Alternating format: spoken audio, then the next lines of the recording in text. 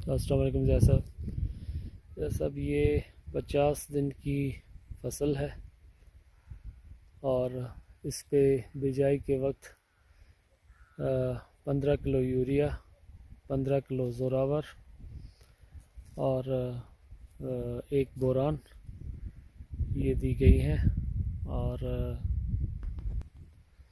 आधा बैग जो है वो पोटाश का SOP का डाला गया है इसमें।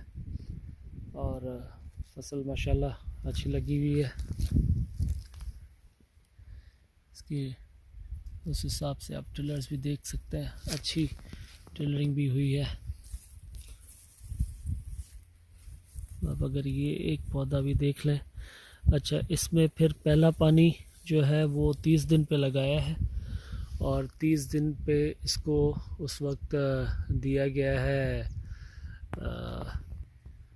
पहले पानी पे इसको half bag urea, half bag Zorawar यानी 25 किलो यूरिया और अल्ट्रा बूस्ट की एप्लीकेशन हुई है, फ्लड किया है अल्ट्रा बूस्ट इसमें और 10 किलो पोटाश उस वक्त फिर दोबारा दिया है।